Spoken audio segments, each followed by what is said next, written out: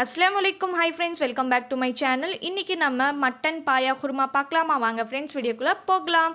அதுக்கு நான் ஒரு குக்கர் வச்சுருக்கேன். அதில் ஆயில் ஆட் பண்ணிவிட்டு லவங்க, பட்டை, ஏலக்காய் ஆட் பண்ணியிருக்கேன். இப்போ 2 மீடியம் சைஸ் ஆஃப் வெங்காயம் நான் கட் பண்ணி வச்சுருக்கேன். அதுவும் ஆட் பண்ணிவிட்டு கொஞ்சோண்டு சால்ட் ஆட் பண்ணிக்கோங்க. சால்ட் ஆட் பண்ணுறதுனால வெங்காயம் சீக்கிரமாகவே வதங்கும். ஒரு பச்சை மிளகா ஆட் பண்ணியிருக்கேன்.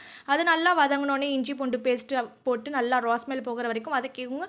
2 மீடியம் சைஸ் ஆஃப் தக்காளி கட் பண்ணி வச்சுருக்கோம். அதுவும் நல்லா வதக்கிட்டு க்ளீன் பண்ண பாயா ஆட் பண்ணிக்கலாம். கொஞ்சோண்டு கொத்தமல்லி ஆட் பண்ணிவிட்டு இப்போ மசாலாஸ் பார்த்திங்கன்னா 1/2 tablespoon coriander powder, 1 tablespoon மிளகாய் தூள், 1/2 டேபிள் ஸ்பூன் மஞ்சத்தூள், 1/2 tablespoon garam masala, 1/2 tablespoon pepper powder add பண்ணிவிட்டு தண்ணி போட்டுட்டு நல்லா 10 விசிலுக்கு விட்டுருங்க. சைட் பை சைட் நம்ம தேங்காய் அரைச்சிக்கலாம். தேங்காய் கசகசா 10 முந்திரி, கொஞ்சோண்டு சோம்பு ஆட் பண்ணிவிட்டு மையா அரைச்சிருக்கேன். இப்போ பாயா பாருங்கள் நல்லா வெந்துருச்சு. இப்போ ஆட் பண்ணிவிட்டு ஒரு 10 நிமிஷம் வச்சிட்டிங்கன்னா நம்மளோட மட்டன் பாயா குருமா ரெடி ஆகிடும். ஃப்ரெண்ட்ஸ், உங்கள் வீட்லேயும் மறக்காமல் ட்ரை பண்ணிவிட்டு எனக்கு கமெண்ட்ஸில் ரெட் ஹார்ட்டின் கொடுங்க.